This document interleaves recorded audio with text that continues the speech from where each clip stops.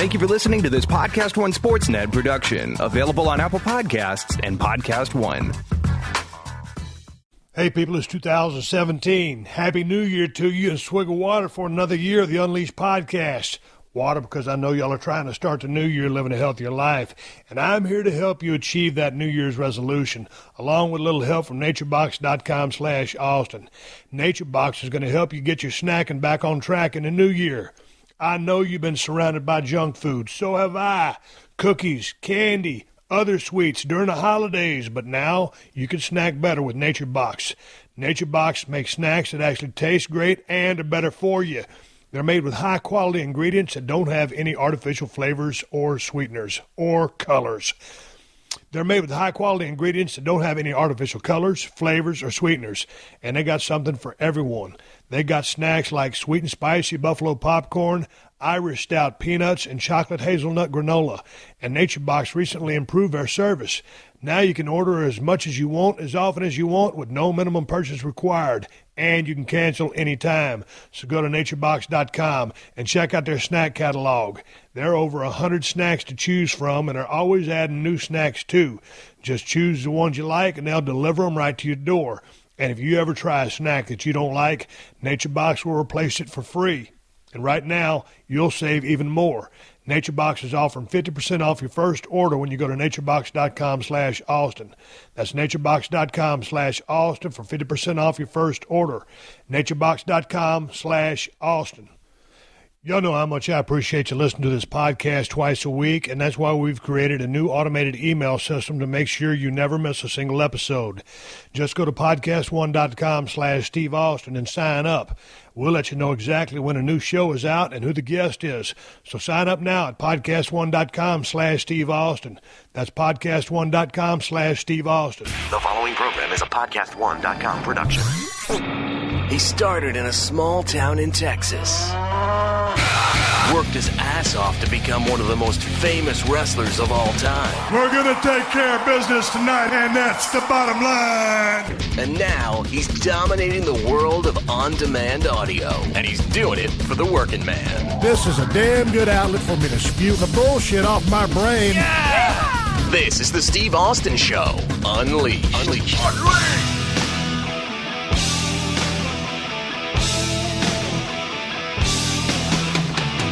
All right, everybody, welcome to the Steve Austin Show. I'm coming to you from the Broken Skull Ranch way out here in South Texas.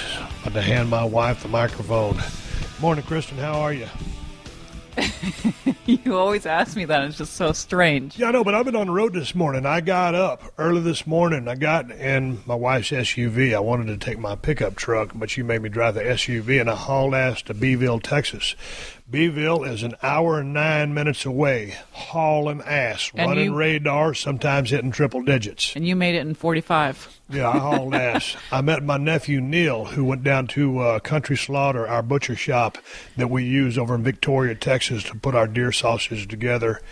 And I wanted to take my pickup truck, and Neil brought his pickup truck, and that thing was loaded to the gills with coolers and just deer meat, bags of sausage and hamburger meat, loaded to the gills. And I looked in the back of that SUV, and I'm thinking, God damn, we going to be able to get all this shit in there? So we stopped at the Sonic, and I got a jalapeno burger with cheese, and he got some kind of bogus sandwich, and we had lunch together, me and O'Neill, and we just shot the breeze for a little bit. He got the new wheels put on his pickup truck. Oh. He's styling and profiling, it looks good. And so then we started throwing all that shit inside the BMW X5 that I was driving. And the other day, when Shannon Tracy came out from UV Country over in Alvin, Texas, to bring out Buck the Mule, I said, hey, man, I know y'all sell those Yeti coolers. Bring me one, and I'll just pay you for it. So she brought me one of those 105-quart coolers. God damn it, Kristen. That sumbitch is heavier than fuck. Yeah, it is. We need a dolly for it. It needs to come on a dolly. I'll tell you what, those things, I think that thing's good for, like, if you got a base camp or something like that, those walls are so thick, their performance is legendary. But moving those fuckers around, you think it's loaded up. Why don't you put some wheels on it? I might take it down and just get some wheels put on it. I might put a motor on the sumbitch. Why don't you put Neely's old tires on there? Yeah. God damn, I said, sumbitch. Yeah, anyway, so when we get on that airplane, we got all our luggage, but then we're going to take back one of the coolers full of deer sausage, and that thing's going to weigh about an extra 100 pounds. So we got to tell the pilots to put that on our weight thing. We don't run out of fuel. I was just in there. I was just saying before I redid the Open, I was like, 2016 wasn't that great of a year for us. It wasn't horrible, but it wasn't. It started off challenging. It was a challenge. Yeah. Not to go into personal details. Not even personal with me and my wife. Just some relatives and stuff like that had some hard times. But everything. Shona. Yeah, Shona passed away, and we had to put her down. That was that crushed us really. Yeah. And so anyway, we kind of got through 2016 and 2017 fired up, and Kristen made a big batch of black-eyed peas. Kristen, what is the tradition, or what is the old lore, or how did eating black-eyed peas on New Year's Day come about to like give you good luck for the year? Is it a wives' tale, or what is it? I think each culture has their own way of celebrating New Year's and wishing yourself good luck. Like I think in the certain cultures they eat noodles for good luck. I don't know. I don't know anything about the black-eyed peas. I just make them every year. But how long you been doing that? Because my family, the Williams family, has been doing that shit ever since I know my mom. So we've been doing it for 52 years. Well, you and me split off, and I've been out on my own. But was your family doing it? My mom does it, yeah, because she's from Arkansas. That's from the South. Yeah. So we've both been doing it. So I ate a shit pile of them the other day, so I'm hoping we'll get real lucky 2017. I get all these emails. People want to send me $7 million or $13 million. And they're always from Farina, Bursa, or Burka, from all these foreign countries, for me to take into their trust because they're in harm's way. Right. Yeah, it's bullshit. It's a scam. They're phishing. I always keep thinking, when the lottery or the lotto, whatever you call it, gets to be like 200 million, 400 million, every now and then, like once a year, I go buy a lotto card, and I figure, you know what? It's so random. I got to automatically win this. Maybe it's the Lord's will that I win this. And of course, I never win.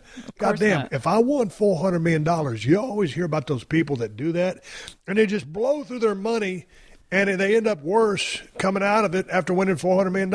I don't know how anybody could spend that kind of money. No shit. And if you did, just take a chill pill and just relax. Right. Take care of a couple of relatives and just chill. You know what? I tell you what, I'm not going to lie to you. If I won $400 million, it'd really kill my work ethic. I mean, I'd still do my podcast, fuck around and entertain people, because that's what I'm here for, just for entertainment. And I love doing my podcast. But goddamn, I'd be going hunting. I would spend it all on a bunch of cars and shit like that.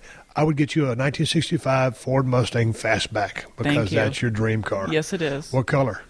Midnight blue. Midnight blue, automatic or? Automatic. Okay. Air conditioning. Air conditioning. Okay. Just like the one I had. My favorite Ford would be the 67 or 68, the old Bullet car Steve McQueen drove. Oh, yeah. And because the pony cars were just a little bit smaller. Yeah. But nonetheless, let's talk about cars. Hey, let's talk about our trip. We're leaving on Saturday. We got a bunch of people coming in. They're going to do some bird hunting over here. I think that's exciting. No bird hunting until I get the fuck out of here. But are you looking forward to getting back to L.A.? Yes, I am. You know what? I am too. And that's hard for me to say because I love it out here. But we've just been out here for so long, and it's because, man, we're redlining the whole time. Well, we have the two extremes. We have Los Angeles, where it's hustle and bustle, and you come out here and it's the complete opposite of that. So it's like we need something in the middle. Well, but the thing is, you got the hustle and bustle of L.A., all the traffic, the bullshit, the sirens, the ambulances, just the helicopters flying overhead, the stuff that I hate. It's just so much noise. It is a lot of noise. And then you come out here, it's just peaceful, quiet. But what I mean down here is because we're always out here trying to play catch up. Yeah. And we never can. Right now, we just got caught up. And now we're packing up and cleaning up. Yeah, and now that we caught up, it's time to go. Yeah. And we took our last deer, so all the deer are processed. And now still got some work to do, but, this is just kind of tidy up work. And so now we just kind of clean up, strip everything down, clean up all the equipment, power wash everything, leave this place spick and span. So for the next time we come. So the rats have something clean to play in. Yeah. So the rats got a clean playpen. But it's a different kind of hustle and bustle. It's a hustle and bustle doing ranch work in the middle of nowhere. Right. But I tell you what, I just miss being able to go a half mile to the groceries. I do, I haven't converted to being a whole city slicker. I've been in Los Angeles for 12 years, but it is nice, like when we go eat sushi, because we like to eat sushi once a week. Yeah. Out here, you don't eat no fucking sushi unless you want to go catch a catfish and eat him raw out the goddamn pond. That's about the closest you're going to get to sushi. Well, maybe I need to learn to make sushi out here with catfish. Well, I don't think I'll be eating it. But I tell you what, it's been nice, some of the deer that we've taken before we took them to the processing plant. When you're cleaning that deer, you can reach in there and get those tenderloins out. And, man, I've been cutting those things up and tenderizing them and putting them in eggs and milk and flour and frying them up. As a matter of fact, that's what I'm making for dinner tonight. That has been outstanding. I've been eating all kinds of deer meat, which I don't normally get to do in Los Angeles, frying it. But with all this sausage coming back with us on the airplane, I'll be able to, barbecue Lincoln sausage, eat, all this stuff that we've raised out here. So I'm looking forward to that, but I don't know. I need to get my ass back in the gym. Yes. I need to slow down on the drinking. We do. How do you feel like you've done with your fitness? Horribly. God damn it. There's something about South Texas. No, it's not really South Texas. I think I talked about this on the podcast with Teddy. There's something about being out here in the country. Once you get your day's work done, you're too dang tired to exercise. No, you're too tired to exercise, but you just want to wash down the trail dust with a glass of whiskey or beer or so. You like to drink sake. Yeah. And don't get me wrong, I like to do the same thing in Los Angeles as well. But there's just something out here that because you're so busy working out, plays second fiddle to getting the work done. But it's also part of our routine in California where we have the gym is accessible, my Zumba is accessible, and we have our gym here, but it's just not the same. Well, it's got out there in the pavilion and just got those barn doors, and so if it's cold outside, it's cold in the gym. If it's hot outside, it's hotter than a motherfucker in the gym. Yeah. You just don't feel like working out. No. I've done a piss poor job this year of working out. And we started off like we took a couple weeks off, and then we got into our routine, and we started exercising, and then everything went south. I'm going to talk to Teddy Fowler on the podcast, and I'll go ahead and give you a spoiler. He said he didn't really have any New Year's resolutions. You got any New Year's resolutions, my wonderful wife? No, not really. Not in that shit? No. Every day is a New Year's resolution. My New Year's resolution for 2017, as we used to always say in the wrestling business, about when you go into a wrestling match, I'm going to get my shit in. I'm gonna own 2017. Now, I didn't know exactly what I mean by saying that, but I'm gonna have a goddamn good year. You go. Yeah. I'm gonna fucking raise hell in 2017. I don't know in what fashion, shape, or form, but I just got my mind set on making 2017 a damn good year because 2016 was a little bit lackluster. So just stay out of the goddamn way. I'm going to stop and get a Diablo sandwich and a Dr. Pepper because I'm in a goddamn hurry. Hey, Kristen, it was good bullshitting with you here on the open of the show. I'm going to take your microphone. I'm going to cruise back in here into the bedroom where I do my reads and my podcast, and I'm going to take care of the first order of business. My podcast today is a conversation with TedFowler 361. We're just shooting a breeze, talking about wrapping up all the projects up here. All the cleaning that we're doing, this is a fucking reality show waiting for someone to fucking say, hey, Steve, let's do a reality show at the Broken Skull Ranch where I bring motherfuckers out here and mold them into fucking men. Enough of that bullshit. Hey, man, before we get into the body of this podcast, we got a Q&A today on the backside of the podcast on part 2. First is me and Teddy shooting the breeze. But before we get into that, here's something. Let me ask you. Have you ordered your WWE Slam crate at lootcrate.com/unleashed? Well, what are you waiting for? This is the greatest tag team in crate history, the WWE Slam Crate. It's a bi-monthly mystery subscription service for fans of the WWE Universe. And the third crate is ready to order now. This one is all about the road to WrestleMania, and it celebrates the superstars who live, eat, breathe, and sleep this journey. And this crate is loaded with exclusive items featuring The Rock, Seth Rollins, Charlotte, and other WWE superstars. There's also an authentic T-shirt that you can't get anywhere else. So sign up at lootcrate.com/unleashed by January 15th at 9 p.m. Pacific Standard Time, or you'll miss it and regret it. So go to lootcrate.com/unleashed and use the promo code unleashed. You can save $3 off any new subscription. That's lootcrate.com/unleashed and use the promo code unleashed to save $3 off any new subscription. But do it now, because once that February 15th deadline passes, so does your chance to get this crate. Order now at lootcrate.com/unleashed. Okay, it's a brand new year, and Podcast One's got a whole bunch of brand new coming your way. We're talking about new shows from Layla Ali, The Forbes Network, NASCAR's Larry McReynolds, Real Housewife Kim Zolciak, amazing scripted series like Murder Made Me Famous, Tori Spelling and Dean McDermott, Richard Marks, Norman Lear, and many, many more. So get on board for 2017 and download the Podcast One app now. That way you can take us with you all year long. Happy New Year from PodcastOne.com. Steve Austin, Unleashed. What's happening, Ted? How are you? I'm doing good. Good energy. Except for the fact I'm bit up with fucking chiggers and ticks and fleas. How'd you get the chiggers, ticks, and fleas on you? I'm moving all those deer when the cooler crapped out and taking them over to the other deer. Or to the other cooler. I did it in a short sleeve shirt. It was my first mistake. Well, what was I doing when you informed me that the deer cooler had gone down? I know it was something important. I don't know. You're in the house. Because I was going out to hunt, and I walked out, and I noticed that, the cooler wasn't on when I opened the door. It's 60 in there. It's the second time that cooler broke down this year. They were supposed to have fixed it. Yes, sir. I'm certainly positive that it wasn't their fault. I think a rat got up there and chewed up some wires. So we had about, 10, 11 deer hanging? Yes, sir. 11. We got a backup cooler on the other side of the property, and we've been running that thing all season long just because it hadn't been running in a couple of years because we never use it. So when a guy came out there and fixed it, the guy from South Texas, or South Central Air Conditioning in Jordan, and they do excellent work, he said, hey, man, you might want to run this thing for a while. Just make sure it's good. And so we did, and luckily we had that to go as a backup. But while Teddy was throwing all those damn deer in the back of my 6x12 utility trailer, I was doing something. So as you picked them all up, oh, Jesus Christ, he's pointing at his forearm and his bicep where he has a chigger bite. You fucking pussy. God damn. I came over here to do this podcast. I got about 6 4x4 pieces of paper that my wife wrote notes on. I got some emails that people sent over.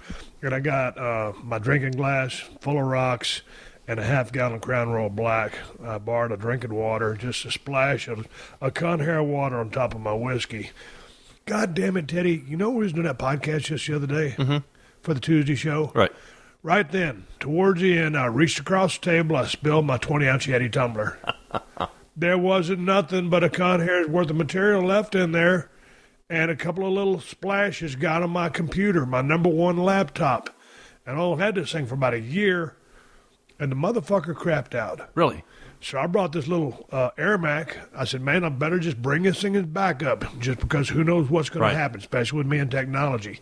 And I wasn't drunk. I wasn't shit-faced. It wasn't nothing. I just knocked over glass, and a couple of drops got on my computer, and that son of a bitch is belly up. Really? That was enough to do it? Oh, yeah. And so, man, I go in panic mode. I'm thinking, man, I don't have FileZilla or whatever on this computer, but luckily, thanks to Dan Brady, my good buddy in L.A., my tech guy, before I left, we updated all my applications, my FileZilla, Skype, all that stuff, and then we got on this computer. And I do this thing where you can just share your computer with someone, they can look on your screen while you're talking to them. So he just guided me through the process. Luckily, I brought my little card reader that plugs into the side of the USB port, plugged in my little chip that you and I have been talking in, and sent the show. So, goddamn, thank God I brought this fucking backup. Boy, I can't believe that thing got screwed up with just that little bit, of margarita that flopped on it. I don't think it was the tequila that got it. I think it was the sugar and the margarita mix. I mean, straight up. Because, fuck, I drank most of the damn drink. My wife made me a bunch of notes to help out with the show. I see that. She says, are you going to do a podcast tonight? Because I need to turn in a podcast tomorrow because it's podcast time. But I also got a shitload of work. Shit, me and Teddy ain't even hunting right now. He went out with the camera. and he was filling deer feeders all day.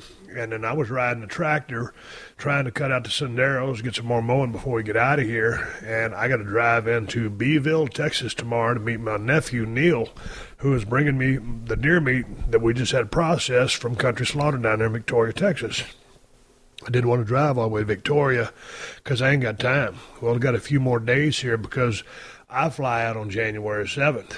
Ted's got a couple more days here, but with all the shit that we got going on, wrapping up all these projects, taking the corn feeders out of the damn field, putting the protein feeders out, you got about 4 more to fill. And there's a couple more cuts that I need to make, and I need to put those protein feeders out where I want them. But goddamn, man, if it ain't one thing, it's another. Saw a good deer tonight. You saw a hell of a fight. Yeah, videoed it. God damn, well, they wasn't messing around. No. And young deer, too. You know, they did that John Wayne walk and, you know, kind of, you know, tilt their heads, and, man, you know it's on because they're all testosteroned up. The majority of the does have all been closed out. You know, they're bred, so, you know, they're laying in the brush doing, you know, whatever they're doing. And the guys are walking around, you know, looking for some trim, and, you know, boy, they start that old bar stare down, and they hooked it up. It's funny because there's 2 bucks fighting on this film. Yeah, they're a couple of young bucks, 2.5 years old, but it was a good fight. Man, one of them they locked up. I mean, one of them got the other one's head turned. He was pushing him back. And then the other one got his hoof hung up in the whole, just a tangle of horns. Then he got it out. And then the other one turned the other guy's head. Looked like he's going to snap his neck. Then they came out of that. And then out of the blue, it's always like you hear people that say, hey, man, let's go see if we can rattle up a few bucks. Yeah. And for you people that don't hunt, a lot of times you get 2 shed horns or just 2 antlers that you got, and clack them together, bang them around, scrape them on the ground, hit some brush, clack them together, and it simulates a fight. Sure enough, Teddy was videoing the 2 bucks fighting and all that commotion, and here comes a bigger buck. And he was about 3.5, 4.5-year-old deer, bigger horn, and it looked like he wanted to jump in the fight, and then it looked like he was just going to be the special referee. And then finally he came in there, and he's the one that busted up the fight. Yeah. Hey, come on, guys, knock it off. I already got the pussy. Get the fuck out of here. That was awesome, though. Dude, that's proof right there that rattling would work. You know, that. And that was a good idea of yours, you know, take some time off and go rattle and see if we can rattle up a buck. But we got too much shit going on to do that. I know, it's just trying to close up. But, you know, like during the season, just trying to get our numbers, we're sitting in the stands so much, you ain't got time to rattle no horns. I'm too fucking tired to. I'm going back to L.A., you know, on the 7th when I fly back. And goddamn, it's going to take me a couple of days just to rest up and recover. And like I said on the last podcast, people think I come over here and fuck around. Oh, yeah, Austin just down there. Yeah, he's a deer hunting. Yeah, motherfucker. Come out here and hang with me. I'd like to do a reality show out here. It ain't got to be about deer hunting because a lot of people don't want to deer hunt. That's fine. Not about hunting. But just come out to the Broken Skull Ranch, learn how to build fence, how to drive a tractor, how to fix shit, how to run a chainsaw, a weed eater, a push mower, just set shit up, just do work. And you have a goddamn good reality show out here. Just bring some of the biggest pussies on planet Earth to the Broken Skull Ranch. No, not really pussies, but people that are city slickers that want to just come out and learn what working outdoors is. Oh, dude, with the bugs and the stickers and the snakes and the heat. You know, shit like that. Most of the time, that'll cripple, you know, regular people. You know, and then again, we haven't exactly treated our bodies like temples either this deer season. I do not look like the Greek god that I wanted to by season end. Dude, Mitch and I were swinging that sledgehammer the other day, and we were having to tag team that thing, breaking up that concrete, and it was like, good Lord. I mean, I'm sweating, you know, like a pig, and the booze is just pouring out of me. You know, I had swung a couple before you came over there, swinging that sledgehammer, knocking the concrete off the bottom of those posts we'd pulled up with a Komodo tractor. And I was like, yeah, man, this is a good little workout. But after about 3 of those motherfuckers, it's like, yeah, you guys go ahead and do that. I'm going to go get the bucket to the tractor so we can put the cement in. After all, I got to be the job foreman. Someone's going to be a foreman. I was like scooping up all those flagstone, and I started throwing that in the bucket. It was like, dude, wait a minute. Goddamn, speaking of mess, you talk about, he ain't even redneck. This sumbitch is a goddamn country. He's a mountain man. He's out of Sparks, Nevada. He's a guide, and he can fix anything. But Ted had taken some deer meat down to Country Slaughter in Victoria because Mitch was only going to be here for about 4 days, Kristen's brother-in-law, and we really wanted him to be able to take back that deer meat with him. He got a bunch made into sausage and some hamburger. And so Ted went down and got it and picked it up and got it here to the ranch. And I was like, you know what, maybe you can take back a little bit of it. And he took back all of it. All of it, yeah. There's a couple 100 pounds of deer meat now. Correct. And this motherfucker... Did he have a cooler? No, he did not have a single cooler. Well, I had some extra suitcases from back in my wrestling days stuck in my closet over there. Back in the day, Teddy, all the boys used to wear... Back in the day, Teddy, all the boys used to use Toomey suitcases. I mean, if you wanted to look like somebody, because it's a good brand suitcase. Right. So if you was one of the boys and you was, you knew what was happening, you got to have the N suitcase. Right. You don't want to be dragging some piece of shit Samson. All due respect to Samsonite, I had a couple of them in my day. But those fold together plastic shells. No, you had to have a Toomey pull out with a roller handle on it. So he loaded up a couple of extra my suitcases that I'd retired many years ago and went to the damn airport. I guess he's flying American or whatever. And one of his bags weighed about a pound over. I think 70 pounds is the limit. Correct. And one of his bags was like 71 pounds. This thing was just full of frozen deer sausage and hamburger meat, which we'd had in the freezer for a couple of days. So it was hard as a brick. And all of a sudden they open up his suitcase. People see all this fucking sausage. It's it's professionally shrink wrapped, but it's sausage. And it's in a garbage bag. Yeah. That was his insulation. So he takes the link out, puts it in his backpack. And then the lady says, okay, we can zip it up now. I don't think one fucking link of sausage was going to bring the plane down. And what difference does it make if it's in the fucking bag or in his backpack? It's still on the airplane. I think it's about, you put the heavy bag sticker on the suitcase for the person who's got a handle, I guess. Yeah. They got a 70-pound limit out there. Fucking motherfuckers used to throw in bags, man. Shit. Like one link of sausage. Oh, God dang, you can see the guy out there. Oh, yeah, that was straw that broke the camel's back. He opens up that damn suitcase. Oh, see, this is what got me. A fucking link of deer sausage. I see a workman's comp claim coming. I just figured, hell, if he got hungry, if the plane had to get diverted to another location or whatever, he just pull out that link of sausage and start snacking. I could see him doing that, get in the overhead container, pull out his backpack, and, tear open that deer sausage, start gnawing on it. Oh, goddamn. Boy, we gave that such a hard time out here. He made a shot on a deer that wasn't so chili red hot, and so he heard about that for 3 solid days from TedFowler 361 and myself, ragging him. Cocksucker, no-shooting motherfucker. God damn it. What about trying to give him directions to the deer stand? Now, here's what, see, this guy's, he was a guide in Right. Nevada, in the big country. I mean, hundreds of thousands of acres. I mean, the whole fucking state. And he comes out here to my place. It's 2,000 acres. It's shaped like a rectangle. And we're giving him directions to the simplest stand on the fucking property. And he goes, now, how do I do this? Do I go this way or do I go this other way and go down that road? And he was working us. Because I was sitting there, and he fooled me. He 100%, he had me hook, line, and sinker. I'm like, you stupid motherfucker. Go down to there, hang that left, get to that fence line, hang that left. You go about a half mile, there's the roadway in. And he started asking you. And so I got to get, he's like Daniel Day-Lewis. That somebody's worked me like a goddamn neck bone. I've been in hook, line, and sinker. I'm thinking, how can this guy know how to get out anywhere in the world? Right. And then, he was going to get lost on the Broken Skull Ranch. Yeah, where he's goddamn mad at him. Where he's fenced in. Yeah, and I was laughing my ass off because I said, dude, get on this all-weather road and just follow it north to the front gate. And you go, yeah, goddamn it, I wish you'd fucking go out the front gate, too, and just keep on going. Okay, it's time for a quick word of thanks to one of my longtime sponsors who also happens to be a close personal friend, Diamond Dallas Page and his DDPY program. And if you ain't on the DDPY program yet because you're not really sure if it's the right choice for you, just look at Mick Foley. He's the latest DDPY convert, and he's dropped over 100 pounds, and he's in the best shape of his life. And if that ain't incentive enough, maybe this is. Dallas is offering the biggest sale ever on DDP Yoga right now. He's giving y'all 25% off the DDP Yoga Now app, the DDPY DVDs, and all DDPY swag.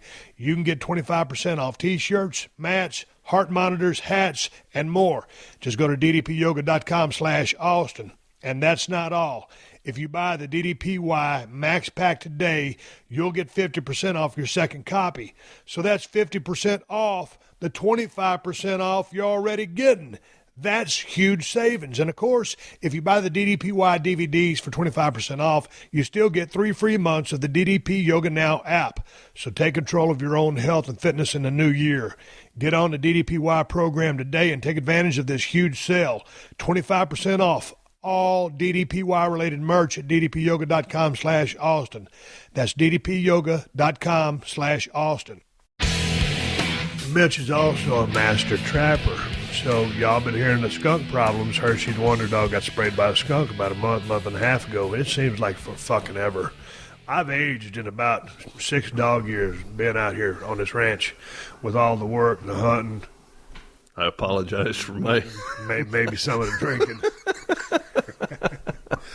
But Mitch is also a master trapper, and the skunk problem still exists out here, and he was scratching around underneath my house over there. And so Mitch went out there, being the master trapper that he is, made a one-way door so that if the skunk went out the door, it swiveled back, and you couldn't get back in. Right. I think he put some flour or something down on the ground to see if there's going to be any skunk tracks. Someone said they had heard the one-way door open and close, but I think the skunk is still up underneath the house because the other night it was still scratching around there. So do you know any whereabouts about the goddamn skunk? No, dude, I still haven't. I heard him. I haven't seen him. So if you heard him, he didn't go out the one-way door? No. Because if he's going to go out the one-way door, he's going to be in the front yard, which is fenced in, but they got a square through the bull panel he can get out. But I was worried about if the somebody's got mad and was just going to hang around, he could spray one of the dogs if they went out to take a, or me if I went to take out a piss in the middle of the night. No, but he'll be gone here shortly. After you guys leave, I'll take care of him. Oh, no, okay. Well, How are you going to? What's your proposition on taking care of the skunk? I told you what I was going to do. What? Set the live trap out there. All right. Put a little string on it. Yep. After you catch him. Yep. Just reel him to the fence. Yep. Shoot him. Get him away from the house. Ted, I wish you luck in your endeavors with the skunk. You guys won't be here. I know. Exactly. Because the last thing I need to just go out there and just, try to take a leak in the yard and get sprayed by a skunk. So, hey, let me know what happens. I'd like to see that motherfucker gone. I will. So let me see. I'm just going over this list. The tractor broke, but then it got fixed. So now we're mowing again. Oh, here's a heads up for you. You know that Sendero I was cutting when I passed you on the feed wagon? Yeah. I want to cut that north end from the Carrizo to Turnbuckle and the north fence line all the way from brush to brush. But, man, dude, when you're doing a recut like that, you can mow in fourth gear. Really? I'm mowing at 4.6, 4.7 miles an hour. Dude, that's twice the normal speed. Yeah. Yeah, that's like hauling ass. Yeah. And it's doing a good cut, too. It's not, you're going too fast and you're making a shitty cut. Well, and you got the new blades. Got the new blades on it as well. Yeah, but like I said, it's just low growth. I mean, technically, I could wait for it to grow higher. Right. But we're here. I ain't got nothing else to do but work, so I want to cut all the Senderos like that and get it done. But that was just through experimentation because normally running in 3 low, I'm cutting around 3.2, 3.3 miles an hour. When you can cut at 4.6 and still get a good cut, yeah, makes a big fucking difference. That is hauling ass. Yeah, so that's a FYI for you in case you just do some recut stuff. All right. Okay, so you got the buck fight. Margarita spilled and broke my computer. I'm using my backup computer. See, this is because my wife put these things all in a certain order. The flight back. Let's not talk about the flight back. You know what? I'm trying to call my guy to get my SUV shipped back to California, and he won't answer the phone. I wonder if he's okay. Hopefully, he didn't party too hard on New Year's Eve. Well, you guys are driving that to the airport and then just parking it there, and then they'll pick it up? Yep. That's the way they shipped it down there. Shipped it down. We flew into the FBO, and they had the keys up there at the front counter. We'll just get out and just go get in our car. So we'll leave it there. Now, also, I've got to get Buck the Mule shipped back to California. So maybe one of these days when you come back, you're going to be here for a little bit, but when you come back, a guy can come pick up Buck and ship him back out to Cali. I want to thank UVC Power Sports once again for outfitting that mule. I paid for it. They gave me a good deal, but I paid for all that shit, so don't think I got a bunch of free shit thrown on my mule. I paid for it. I'm proud of it. It looks good. That front end replacement looks good. I had that windshield on there. The windshield was good if it gets cold enough, but it's so damn dusty in here. It makes that dust recirculate back in that cab. Mm-hmm. So it's a quick release windshield, and it's dot grade, whatever you call it. It's a badass windshield. I just pulled it off. I'm going to put my canopy basket back on my regular gun rack. The vertical gun rack is cool. Mm-hmm. I like my shit laying there so I can use it. And when I got that canopy rack, I can use it as a rest. Yeah, you know what? I saw that vertical rack with the little tension deals. That looks like a pretty neat. It's a great system. Yeah. If you're just going somewhere, it's a great system. Yeah. But man, I just like that basket so much, and you could run that vertical gun rack with the basket as well, right? And just take off those other gun mounts. But what makes the other one so handy is because they're laying right there, diagonal next to you. You just pick it up, on the coyote, flip it over. There. Yeah. Boy, those light bars really worked out. We saw it tonight. Saw it in action with those deer in front of the house. Man, I tell you what, it looks like a fucking spaceship out there. There's a lot of lights on that, mister. I made Shannon and the gang dropped off Buck the Mule, and man, I went over all the buttons, all the bells and whistles, and the switches. I got a horn installed on this son of a bitch. I should have had to put some blinkers on this cocksucker, so I can use my blinkers out here driving around the ranch. Dude, that fucking horn. Nah, but dude, that'll make a deer look. You need one of those, ooh, hey, I ain't gonna be none of that shit.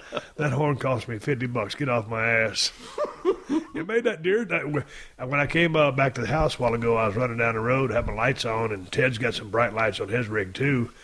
And he was shining on a buck right there in the front yard. Said, "Oh, I see what he's doing." I was looking at him with my binoculars, so I brought him with my light bar. We was just looking at him because he's right in our front yard. And man, that deer, I ain't never seen that deer before. No, it was a young deer too, 3.5. Like a pencil horn, 8, and then that 10 was in front of him. Yeah, but nothing to brag about. No, it was just neat. Put them in that light. Yeah, got backup lights. God dang, who did those? The bumpers on that thing. I'll think of it in a minute. They did a good job on those bumpers. They got a backup light on that bumper, but you don't need no backup light on the bumper. You know that light bar? That big light bar. The light bar in the back? That's Correct. all you need. Right. And it's got enough ambient light so you can see what's in the bed of your damn mule as well. I saw those little cube lights on the back. I mean, you can rotate those. Adjust them. She's got them there so I can look at the fence line, but I'm going to just loosen them up, put them back into the bed. Into the bed. Again, that was full bore. To do it right, all you need is a light bar on the front, light bar on the back. You're covered. Right. But goddamn, when you light that sumbitch up, I mean, you looks like a fucking spaceship out there. It's got a winch on the front of it, doesn't it? Oh, yeah. Yeah. I got that front end replacement. And then on my other two mules, she's going to put an ox rack on the ranch edition, the 2-door or the 4-door, and that's all. Just dome lights in both, and then that's all. We're not doing anything in those. And they're doing the service. Custom rims on that thing? Yeah. Yeah, dude, you're like modern day Ric Flair, limousine riding. Hey, man, when Ric Flair came out here to the ranch, we did a Stone Cold podcast out here, and Rick piled out of the damn, I don't know, was it an SUV or was it a Lincoln Town Car? It looked like he'd been sleeping. He came in from the San Antonio airport from Atlanta. He goes, "Jesus Christ, Austin, are we in Afghanistan?"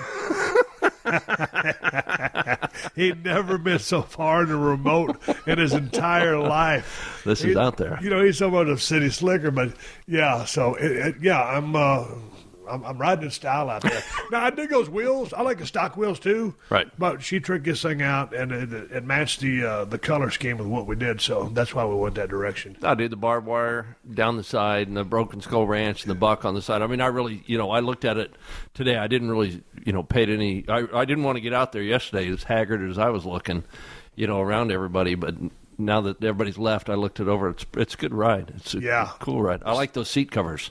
Oh, man. Yeah. And they do a good job with those upholstery because they're contoured seats, so you kind of sink back in them a little bit. And that's like that faux, or should you say fake, crocodile. Right. But it's tacky. I mean, it's sticky. So, I mean, you get traction on it. Mm-hmm. You don't slide around on it. So, yeah, I dig it, man. It's pretty cool. We ran out of dog food, so my dogs are eating the fish that I bought with the good intentions of eating right. That's another note from my wife. Your dogs come first, man. God damn it, man. We run short on dog food. I think it comes in the mail tomorrow, and right before we leave on Saturday. And so, man, I was going to get in shape while I was down here at the ranch. And, of course, start hanging around with TedFowler 361 and left them on devices out here in the middle of nowhere. Dude, there's something about, it ain't South Texas. It's just something about being in the fucking woods. Oh, We're out here away from civilization. Just grilled chicken breast, a plain baked potato and broccoli. Yeah, you can do it. But in the middle of the day when you're working, you come off the tractor, you just go throw a couple of 3 pieces of ham and some cheese, some mustard mayonnaise on some whole wheat bread, and you wolf that cocksucker down, you go back and you get back to it. Right. So I had all the intentions of eating like a fucking bodybuilder while I was out here. I got tilapia over there, frozen cod, so now that's what my wife is cooking for the dogs to fill in with some of their other dog food to wait till the other shit gets in. So those motherfuckers are living high on the hog over here. Dude, I got 2 packages of frozen sea trout. I could probably do with one of them, give you the other one. If it comes down to it. So you ain't got to starve to death. I don't know that. I won't need to eat it. I'm doing good with. I had a Lincoln deer sausage. The only Lincoln deer sausage that Mitch didn't take with him, I gave Shannon from UV Country 4 Links Broken Skull Ranch deer sausage, the most expensive deer sausage in the world. God almighty. Oh, we got the flight back. I'm going to make Bloody Marys. I'm going to use the Trader Joe's 1.5 liter bottle to put in my Bloody Mary mix. And my Tito's vodka, and we'll use that for the flight home. Now, don't get me wrong, folks. I'm not going to get all shit-faced up in the air because I know I got to drive when I get to LAX and get in my damn car and drive my wife and my dogs back to safety, back to our house. And actually, we're not going to be driving back to our house. We're going to be driving back to the house that we're renting because our house is being remodeled.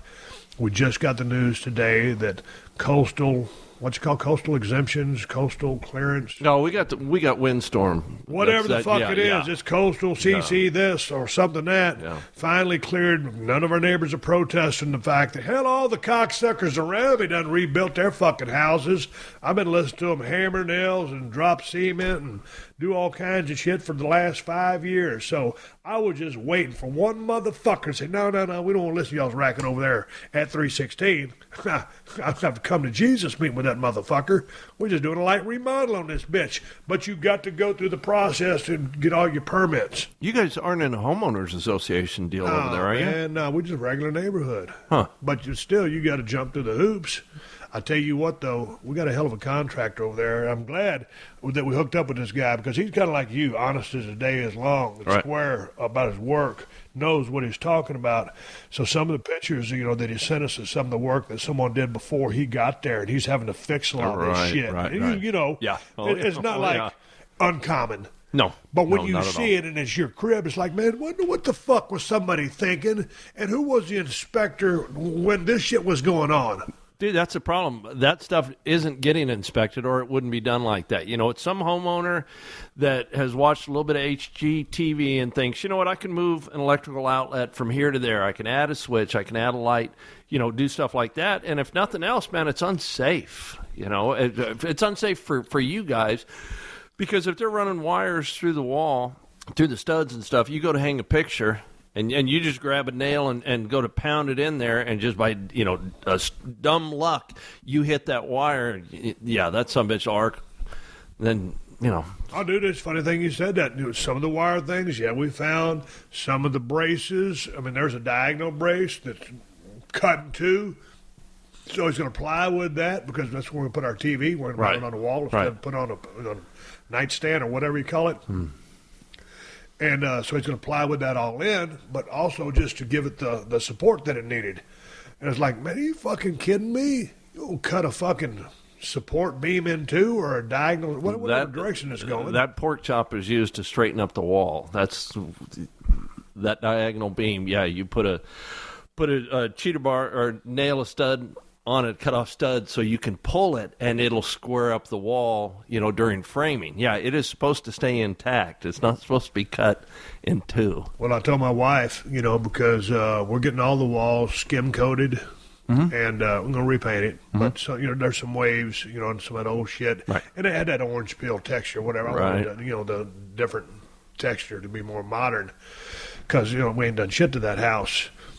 Hell, I hit the pause button, and I was trying to think of what I was fixing to say, and you said what? What kind of texture are they doing? Are they spraying a knockdown, or are they hand doing a skip trowel? What's a skip trowel? You ever seen them do stucco on the outside? Well, yeah. Okay. No, man, it's going to be like smooth paint. Oh, okay. Not like smooth, but I mean, like our shit's kind of orange peeling looking. Okay, skip trowel is where they take, like a concrete float, and they take their trough full of mud, scoop it up, mix a little silica sand in there so it's not, slick, and then they just kind of bounce it across the wall, and you get different patterns. Oh, yeah. No, we're not doing that. We're doing just like a smooth finish. Right. But this is like, that old shit. Okay, take for instance, you remember that old shit when you get the cottage cheese ceilings? Yeah, the old popcorn ceiling, okay. acoustic ceiling. Yeah, that's kind of out of style now. Correct. So, I mean, we don't have that. But it's like a similar type thing on the wall, but not to that degree. It's probably orange peel. Okay, yeah. Orange peel. The stuff they do now is we don't get anybody in Rockport that does skip trowel because it's too labor intensive. Their big thing. Full finishes and shit like that? No, dude, there's no. What those guys do is they call it a knockdown texture. Basically, it's a heavy orange peel where they stand back with the hopper and spray it. Let it flash over a bit, and then go over it with a big taping knife and flatten it out smooth. That's knockdown. Yeah, so my shit is just going to be smooth. Yeah. Now my wife's got the last meal at Cancun. She brought me today. My wife went into Pleasanton, Texas today to get our last bit of groceries, and she brought me 3 beef enchiladas and 3 beef tacos from Cancun Mexican Food. They're in Jordanton/Pleasanton, Texas, damn near across from the Walmart. Goddamn. If y'all ever pass through that area, go there and get the same meal I just mentioned to you. It's right behind another Mexican food restaurant called I can't remember what is. The one gets more attention because it's right there on the main drag. But go to Cancun's because they got the best damn food in Jordanton. But, Teddy, how are you? You good? You tired? You ready to take your ass to the house? Yeah, dude, I'm fucking tired. What the fuck? I'm tired. I'm ready to start shooting birds. It was nice to sleep in a little bit this morning. Slept in until about 7:30. I had to go take those deer into town. No, dude, I'm like you. I'm ready to, ratchet it back a little bit with the drinking. Get back into shape. I mean, that was a novel idea to have me bring the Prowler out here. We ain't touched it. I thought we would. I thought we would too. Hey, man, before we take a break and come back and answer a couple of these questions, I don't even know what they sent in. I thought some people were going to send in resolutions and shit like that, and I didn't hammer the point home enough. But there's a couple of questions that people sent in. But tell me the story, or tell the people the story, because a lot of times what we do out here at the Broken Skull Ranch is, man, this year Ted took 3 deer to the processing company. I took 3 deer, and Mitch took 3 deer to the processing company to get made into sausage, whatnot, whatever. We all had our mix done. But we can't eat all the deer that we have to take off the ranch. So Ted has a guy that he'll meet at certain places and will transfer the deer from Ted's truck to, or So what they'll do is transfer the deer from Ted's truck to whoever's truck that he's meeting. But one of his buddies was going to get some deer meat, and I think you took off from the ranch with, 6-8 deer in the back of your pickup truck? Yeah, there was 8. And you was going to stop in Beeville. Right. Well, I'm meeting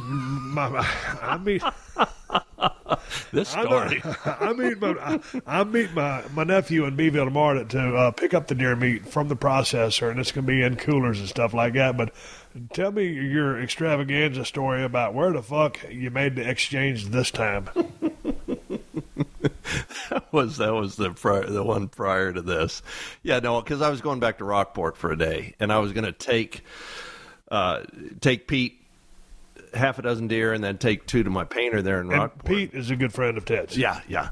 So I talked to Petey the night before, and he says, hey, bro, I got to be in Beeville at 10 o'clock tomorrow morning. I said, well, that's perfect, because I don't crawl out of the deer stand until 8. And if we shoot something, it'll be 9 before I get on the road. All right, that's not a problem. I'll meet you there in Beeville, and then I'll continue on, to Rockport for a quick turnaround, and then come back here to the ranch. So I said, I'll shoot you a text in the morning when I'm on the road. You can, tell me where we're going to meet up. So I shoot him a text, and he texts back an address for me, and I put it in my, the map deal on my phone, and it says some funeral home in Beeville. And I'm looking, I go back to the text, I'm going, shit, did I type something in wrong? Nope, it's a funeral home.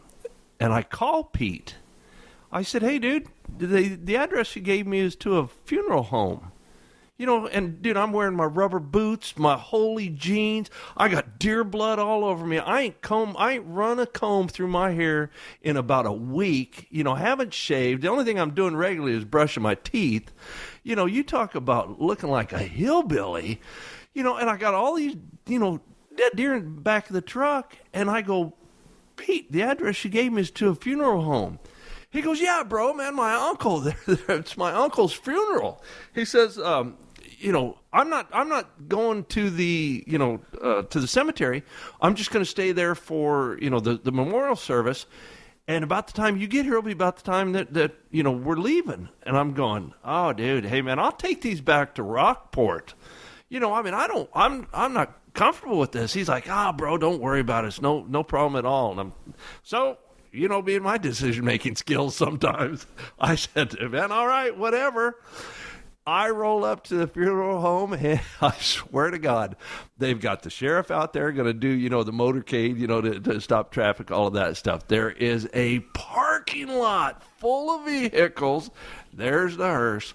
There's about 75 people standing outside, and here I come, old Jethro Bodine. Pete is coming across the parking lot. He's waving, hooty hoo, and he's all dressed up nice and stuff. And I'm just sitting there going, oh my God. And Pete jumps up into the back of his truck, throws the tailgate down. I get out in my rubber boots and my holy jeans, and I'm going, God damn it, Pete, are we really doing this? He's like, yeah, dude, it'll be fine. So we start transferring all these deer in the parking lot of this funeral home. Yeah, I was like, holy shit, I can't get out of here quick enough. And our deer frozen solid because they've been in our coolers. You should have took them into the funeral home, have a little service for them. But hey, those deer going to feed a whole lot of people. Pete was like, man, I got something for you. And I'm going, yeah, I think God does too after this stunt. Yeah. I'm going, hey, dude, whatever you got, it can fucking wait. Because I got a bad bite. Because everybody's looking, like, man, look at this fucking transient, What are these guys doing? Humping all these deer from truck to truck, here in the parking lot of the funeral home. Yeah, and then he came across with all those tamales. So it was, hey. Oh, man, he brought like 7 dozen tamales. I was like, that was a very nice gesture. Because, man, them tamales were damn good. And not to mention, I was just lucky that you came out of that because I'm trying to make a little money on the side when you're running those deer up there to Beeville to Pete. I had about 16 kilos of cocaine stuffed in those deer. I'm glad they made it. It'd been a big hassle on me had you got pulled over or something. Well, big hassle on you, huh? If you'd got busted, that'd have been your cocaine. Well, yeah. I'm kidding. You ain't running cocaine and dead deer. Jesus Christ. Hey, coming right back after pause for the cause. A word from the sponsor to keep the show on the air. 2 times a week. I don't know why. I don't know how. I don't know how. I don't know why, but they do. So I keep doing it. I want to make another mixie. Hopefully I won't spill it on my computer and crash this motherfucker. This is my last show from the Broken Skull Ranch. Hanging out with TedFowler 361. We're coming back to answer a couple of questions that you guys sent in to questions@steveaustonshow.com. Hey, all you comedy fans out there. And I'm guessing that's pretty much everyone listening to this here award-winning podcast that ain't never won no damn award. I got something for you. CISO. S-E-E-S-O. CISO. CISO is the new ad-free streaming service bringing you all the comedy you can handle for $3.99. You get a near endless supply of top-shelf stuff, exclusive originals, face-melting stand-up, next day, late-night shows, and a catalog of classics. And with CISO, you can get your laugh on anytime, anywhere. They got every episode of Saturday Night Live, including brand new episodes the day after they air. CISO has The Tonight Show starring Jimmy Fallon, the entire Monty Python catalog, and classic TV shows like 30 Rock and Parks and Recreation. And like I said, they got originals too, like Hidden America with Jonah Ray. This is CISO's fake travel show where the places are real but the people are not. And right now, you can try CISO free for 2 months when you use promo code PodcastOne at checkout. Just go to SEESO.com and sign up for 2 months free with promo code PodcastOne at checkout. That's CISO.com, promo code PodcastOne. If you're in the market for a car, then you need to check out TrueCar.com and the TrueCar app. TrueCar gives you pricing information you need to feel confident about your purchase. When you register with TrueCar, you'll see what other people in your local market paid for the car you want. From there, you can connect with a local TrueCar certified dealer and enjoy a more confident car buying experience. TrueCar shows you real pricing on actual inventory, so you see competitive pricing offered to you by TrueCar certified dealers for vehicles that are actually on their lots. TrueCar makes car buying easy, no matter if you're looking for a brand new or a used vehicle. There's over 500,000 pre-owned vehicles available from TrueCar certified dealers nationwide, and there are over 13,000 TrueCar certified dealers. And over 2 million cars have been sold to TrueCar users by the TrueCar certified dealer network. TrueCar users save an average of over $3,000 off MSRP. So when you're ready to buy a new or used car, visit TrueCar.com or download the TrueCar app to enjoy a better car buying experience. Some features not available in all states. Steve Austin Unleashed. All right, back rolling sound here with TedFowler 361. I just got me another Crown Black and water. Just Conhair water. Teddy's over there drinking Carbach Hopadilla. It's a damn good IPA based out of Houston, Texas. They just sold out. They sold, one of the bigs bought them. You told me that. Yeah, good for them. Yeah. But I think they still got complete control and leeway to do whatever they want over there. They make a good beer. Teddy, people send us some questions. Now that we're through telling some stories, let's answer a few questions. Okay. It's because of Jonathan Myers down there in Santa Claus, Indiana. How would you name a town Santa Claus? Anyway, Steve, you mentioned your Chevy Z71 on numerous occasions, but I can't recall what year it is. That's a fucking 2003. P.S. If I could get another shout-out from my wife, Kendra, it would make her day again. You gave her a shout-out on a podcast right after WrestleMania 30, and she absolutely loved it. Hey, Jonathan, you motherfucker. I gave your wife, Kendra, a shout-out. I'm going to give her another shout-out. Hey, Kendra, Steve Austin, how you doing? Hey, Jonathan, stop sending these bogus emails asking me what year model my truck is. That was a setup so you get another shout-out for your wife. You better get a blowjob or something out of this, you cocksucker. Teddy, Yep. Next time you and Teddy are answering questions, here's one I don't think you guys have ever answered. Teddy talks about playing golf sometimes, but has never said what kind of clubs he plays. So, Teddy, what's in the bag? You know what? My driver's a TaylorMade, like an XI4 or something like that. Hell, I don't even know. And the clubs I've got are just a Ping knockoff that I had made for me, custom length, you know. Yeah, but I don't shoot a name brand, you know. Name brand. No. So you ain't swinging no hideout clubs? No, fuck no. I brought my first set of clubs. I was living out there in Douglasville, Georgia, at a garage sale. I was pretty goddamn good. I remember, I think the best score I had, I shot a 55 on a 9-hole course. I thought I was on fire. I fucking just thought I was on fire. Of course, that's not worth a shit. But for me, at the time, it was. And then, a few years later, I gave up golf and haven't taken it up yet. Again, I like to go out every now and then and just go to the driving range and knock the dog shit out of a few of them. But, hell, I get there about a bucket of balls maybe, and I'm done bored and ready to move on to the next thing. But, when you crack a good one, Oh, yeah. and finally that son of a bitch doesn't slice right or hook left and just go straight, just a fucking screamer. Like Adam Sandler hitting Happy Madison or whatever the fucking Happy Gilmore. Happy Gilmore. Happy Madison's is his movie company. Right. Goddamn, when you hit one of those screamers, that's fun. Oh, yeah. And just the feeling. Kind of like when we were shooting that gong that you bought me the other day. Right. That metal silhouette target. It's the same feeling. Well, dude, I got that tee box at the house. You know what I mean? I get a kick out of. I've got 2 5-gallon buckets full of Callaway X-Out range balls. I got drunk and bought them off of eBay. You can get 300 used golf balls for $50. Throw them out on that tee box I made and hit them over the water. I got a couple of flag sticks, 2 different distances. Got one of those little pickup deals, so I don't have to bend over and pick them up. I just walk around there and scoop them up, and I get a kick out of that. Take a couple of beers out there and hit 100 golf balls, and then go back inside the house. See, dude, if I would just do it at my crib like that, yeah, that's the thing. I could sit out there and fuck around for a long time. Yeah, same thing with shooting. Shooting my bow.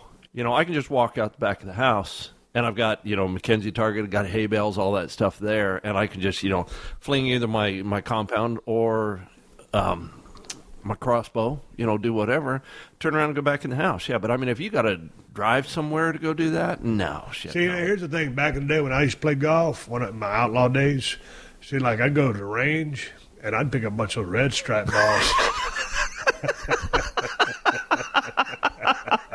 I'm that guy. Globe icon and the national treasure. They put that red stripe or whatever color stripe they use on those golf balls to mark them as range balls. And so, everybody out there playing with Nike or Taylor or whatever the golf ball names are. Right. Hey, man, where's my ball at? What are the brands? What are the brands? Well, Titleist Pro V. I shoot a Nike. Yeah. But there's Callaway, there's all the good shit. And it's Steve, is this Taylor yours? No, might as well the red stripe. Man, it's a range ball. I don't give a fuck. It's my ball. I picked it up. It's my ball. That's what I'm playing with. And see, it don't make a shit whether I'm hitting the highest dollar golf ball or the range ball. It's going to go to the same place, wherever the fuck I hit it. That's the ball you use when you're teeing off over water. You're not too sure if you can make it, and you don't want to sink, a $7 ball. Yeah, for your first shot that you'll claim as a mulligan if you don't make it. So if you make it, then you put your Taylor back down. Yeah. You invoke the lift, clean, and replace rule, where if your ball has an impediment on it, a spot of mud, you can pick it up in the fairway, wipe it off, and that's when you do the old switcheroo. You take the range ball out of play. Dude, the golf ball, same thing with the pool cue, the golf clubs, it's the same shit, man. And see those guys walking into the pool hall with their little case, screw the cue together, and probably about $500, $1,000 in that cue, I don't know. And then there's an old boy over in the back using that cue right off the wall. Got a big house bow stick. in it. Crooked as a motherfucker. You know how you always check out a pool cue? You roll it across the table, and he just fucking chalks it up, breaks them, and all of a sudden he takes everybody to town. Mm-hmm. After $300 or $400 later, the guy unscrews his stick, puts it back in the box, and walks out the damn hall with $300 or $400 left out in the bar and his tail between his legs. Right. Dude, that's one thing we haven't done is shot pool. I don't think we've been anywhere with pool table. Dude, you don't want to be anywhere near me with the pool table, because if you beat me, I will hit you with the pool cue. There's an ongoing story out here, because I got one of those arcade dartboards out here that rings up the score for you. And I had that thing a long time ago. It's still here, but I gave it to Ted. And I said, shit, man, you got a dart game? Because I thought I was pretty good. And he goes, yeah, I played a time or two. I'm fixing to kick this motherfucker's ass. And that son of a bitch proceeded to strum me like a 6-string guitar. Boy, I was madder than a goddamn hornet, drunk on top of that. I thought we was going to go to fighting. We'd shake hands after every goddamn game, because you got to be good sports about it. But I never forgot it. And so this year I gave Ted the dartboard, and I'm just waiting for him to take the cocksucker home. Tried to rope me into playing the other day because my nephew was over here, and he said, Uncle Steve, what about that dart? My nephew was out here the other day. Ted tried to get me to play the other day. He got to poking my nephew Neil, who was out here. And Neil came up to me and goes, Uncle Steve, what about that dartboard over there? He goes, can we play tonight? I said, no, man. I said, and Ted was over there kind of not looking so he could see if I was going to get roped in. Man, I was way too smart for that shit. I said, Neil, that's Ted's dartboard. If you want to go play darts with Ted, go ahead. I said, I ain't got nothing to do with that motherfucker. Remember the deal early on in the season with the zip ties? Remember that? Yeah, you said you can take all them fucking zip ties with you when you take the goddamn dartboard.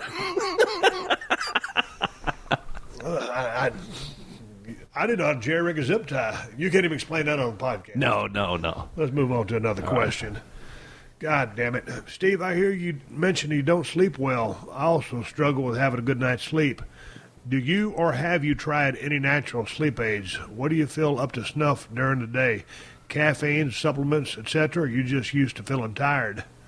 Zach in Minneapolis, Minnesota. I ain't never tried too many things as far as natural sleep aids at work. Quite frankly, I prefer prescription grade. I do require a prescription pill to go to sleep. I'm like a light switch. I'm either on or I'm off. As far as feeling up to snuff during the day, hey man, when you've been beat up for 14 years, hitting the head with steel chairs, and you wake up, that's going to be a good day. So I drink my 2 cups of coffee. It's not like I need a bunch of amphetamines and sniff glue to have a good day. I don't really feel tired during the day. There's a period of the day about, 3, 4 o'clock out here just because of the schedule we're on. I like to take a little 30-minute cat nap. But, no, man, I'm good. Melatonin I used to be a big fan of, but it doesn't really work for me anymore. So, dude, it is what it is. I'm used to it. I've been doing this shit for 52 years. I got it down pretty good. Teddy, you ain't got no sleep problems, do you? No, dude, I sleep like a baby. Well, speaking of babies, here's a question for you. That had nothing to do with the baby, does it? Hey, Steve, I love listening to your podcast. They brighten my day so much. Thank you. You're welcome. This question is regarding your friend, Ted Fowler. I noticed on his Twitter account he's following tattoo-related accounts such as Beautifully Tattooed and Hot Ink Girls. Does Ted just enjoy women with tattoos, or does he have an interest in tattoos himself? Does Ted have any tattoos? Paul Yates, Scotland. Tell me about Beautifully Tattooed and Hot Ink Girls. Oh, dude. Yeah, no, I dig chicks with tattoos. Yes? Yeah, I mean, I've got half a dozen tattoos myself. No, dude, they're, it's interesting to look at. I like beautiful women. I like beautiful women with tattoos. And both of those Twitter accounts have them. Damn. You cocksucker. Dude, I gotta keep on top of my game. I'm trying to find another goddamn email. Well, that was out of left field there. Casey Daniels, best way to avoid a hangover, stay drunk. Love it. Casey, it's a shoot. I ain't lying to you. Here's a question. Hey, Steve and Ted, I was listening to the show the other week, and you mentioned some of the awful films that you've done. But The Condemned is one hell of a film, and you're a bona fide badass in it. But what's your condition to Michael Jai White? Were you friends before your films? Oh, and Ted, I don't know if you're involved in much woodwork, but what, in your professional opinion, is the best finish for a raw pine or a pool cue case, i.e. wax, varnish, etc.? Love the podcast. Keep up the good work. Lay B from Nottingham, UK. First of all, The Condemned was a badass movie. And yeah, I was pretty much a rock star in that movie, and I'm blowing smoke up my ass. Yeah, I could have done a couple scenes better, but what the fuck is my first movie? As far as Michael Jai White goes, man, I've been a Michael Jai White fan for a long time, just as far as his martial arts skills. Michael is one of the smartest people you'll ever work with.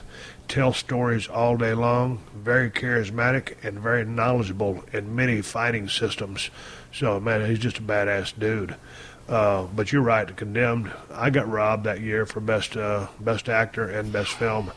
Teddy, what's the best finish for raw pine? Like if someone's going to make a pool cue case or whatever, they're saying like i.e. wax or varnish, etc. You remember those little jewelry boxes that I made? Yep. And I was making, and I'm still am making with a crazy wood. I like to stain them, and the finish that I like to use is a hand rub wax made by Minwax. You know, you rub it on, rub it off, that type of deal. And then I will take an orbital buffer and buff that wax off so it's not sticky, it's not tacky. Man, that finish, you're not going to scratch it. Doesn't show fingerprints. Easy to maintain, and it's not glossy. It doesn't shine. I hate wood that is real super shiny like that.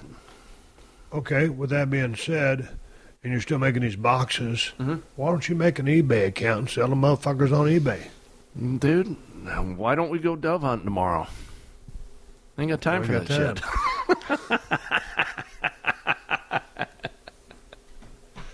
Dude, I'll tell you what. I'll throw some boxes up. We'll call them Broken Skull jewelry boxes. I'll cut you in for, I don't know, 30%. We got to renegotiate. Dude, that's fucking mailbox money. You're sitting there in Marina Del Rey going to the mailbox. Got another check from Teddy. What are we going to sell these things for? $1,000 a piece? The big ones. Hey, Steve, how do you spend your time while recuperating from surgery during most of the year 2000? I drank like a goddamn fish. I drove to Sonic in my hard neck brace, almost choked to death on a jalapeno burger. I drank a lot of beer, and I just fiddle fucked around. That's exactly what I did. Nothing much has changed. Except the neck brace. Yeah, I'm not rocking the neck brace anymore, but other than that. Hey, Steve, what were your thoughts when Vince announced the XFL? Also, what did you think of the product at the time? What do you think looking back? Man, I asked Vince why he wanted to compete against the NFL. And he said, man, Steve, I want to give people football the way that football should be given to them. He had a different vision of it, a different version of it. And many people have said, had not, they pulled the plug a year sooner than they were supposed to, maybe it would have made it. I don't know. I thought it was a real big gamble, a real big risk. It didn't pan out, but had he got that extra year, who knows what would have happened. I was a big fan of it. I just, they didn't have quite the athletes that the NFL does, of course, but the product was what it was. They tried to bring, football with a little bit more, a different spin to it, a little more titillation to it, with the cheerleaders and stuff like that. Hey, looking back, here's the thing I always give Vince McMahon credit for. He's got, if he wants to try something, he ain't scared to try it. ICO Pro, bodybuilding, the WBF, XFL, his calling card is pro wrestling, sports entertainment. That's what he's the best at. That's what he's the king at. He's tried some of these other things and done so well at them. But goddamn, when it came to pro wrestling, sports entertainment, he knocked it out of the park and put everybody out of business. So, do you ever remember watching XFL? I vaguely remember that. I mean, I'm not a huge football fan anyway, but yes, I do remember. But I couldn't tell you, how long it was on. Man, here's a good question from Juan Mariscal. You send me a lot of questions, Juan. I see you on Twitter all the time. What's your advice for cutting social media usage? I'm pretty sure I'm addicted. First thing I do when I wake up and last thing I do before I go to bed is check Facebook. I also annoyingly check my phone constantly when I'm out to dinner with my girlfriend and or family and friends. I've known a couple of people who every time they do something, they got to post it on Facebook so that the whole world can see what the fuck they're doing. I've been out to my little sushi restaurant with my wife, Kristen. When I walk into a restaurant, I put my phone on silent, and when we sit down at the table, I turn it upside down so that I can't see it. If there's a chance that my wife may go to the bathroom, or if she has a call or something coming in because we're remodeling our house or whatever, and she picks up her phone, I'll check to see if I have any messages or I've missed any calls or whatever because I'm actually doing business. I'm not on my vacation out here at the Broken Skull Ranch. I can't stand when I see, there's a couple at our sushi restaurant, it happens all the time, Hell, I don't even know why the motherfuckers go to dinner together, because the whole time he's typing on his iPhone or whatever gimmick phone, and she's doing the same. And then the food comes, and in between, they eat. And if they got kids, the kids got iPads or whatever you call them, and they're playing video games. And so it's a total clusterfuck. A lot of people are hung up on that social media bullshit. With Twitter, man, I try to read all my mentions. I don't read all the other stuff. I try to be as diligent as I can about it. Out here at the ranch, I've really been trying to work on Instagram. But on Twitter, I try to see what's going on. I gotta keep up with something that's going on in the world. Right. Man, dude, you just put that shit down, and you can't let it run. You can't let it rule or ruin your life. Goddamn, you ain't got to tell everybody what you do, or post everything what you do, or give a fuck what everybody else is doing. Some of these people, Teddy, I see how many texts or messages they've gotten. It's just like an ungodly number. I dig it. I'm into it. I use it. It's a tool, and I can stay in touch with people that I follow and people that follow me. But I do enough of it but I'm not addicted to it. Are you? No, not at all. I mean, when I get up in the morning, I check and see, what's going on now. During deer season, when I'm out here, it's different than, when I'm back in Rockport. I mean, here I'm posting, pictures of animals and sunset and, snakes and shit like that to let everybody know, what's going on out here and what we're dealing with. But once I go back to Rockport, then it's just mainly, after the work day. I mean, I don't screw around with that shit. I mean, I may post a picture or two if I'm at a job site, if something happens, like when I, ran that screw through my shoe and, the shit about the hard hat. But no, I'm not addicted to it. I'll check it at night. I try to respond to people when they ask me questions, legitimate questions about, shit that goes on out here in construction. But I'm not addicted to it. But, dude, But that being said, social media has changed the lives of a lot of people. Oh, absolutely these correct. Motherfuckers just walking down L.A. in any town, USA, with their face glued to the phone. They got to put something out there, get a response, instant validation. It's really strange. I like social media, but man, and you want to stay on top of it because you're always spinning the next thing. Man, I take it for what it is. It's a tool, but dude, here's the thing I don't get. And Kristen kind of halfway broke it down for me, but the selfies that people post, just one after another, after another, after another, after another. I mean, dude, I don't get that part. I mean, are you trying to get modeling gigs? If so, I would think you would be with an agency of some sort, or that relentless self-promotion is, dude, I don't get it. Hey man, but to me, if I was on the single scene and all of a sudden, hey man, I asked this girl to go out and maybe we go out to eat, and all of a sudden I'm sitting across from her table and she's on her damn phone the whole goddamn time, what I'm thinking is, well, this is about the last time this shit's going to happen. And vice versa. Well, I wouldn't be stupid enough to do this, but if I was to take my wife out and I just sit there and I'm on the phone the whole fucking time, boy, I tell you what, I'm going to hear about it later, or I'm disrespecting my wife, and it's just not polite and not proper etiquette, and so I don't do it. Dude, separate checks. You go out with a girl for, a dinner. Like me, take a chick out and she's fiddle fucking around on her phone the whole time. Jesus, I'm out. Fuck it. I hope you're contact an Uber because I'm out of here. Jesus. All right, before we go any further, I need to say thank you to the sponsors who make it possible for me to open up 2 cans of audio whoop-ass for you every single week for free. So thanks to Helix. Everyone on this great green earth is a unique individual. You don't walk like anyone else or talk like anyone else or even sleep like anyone else. So why is your mattress one size fits all? It doesn't have to be anymore, thanks to Helix.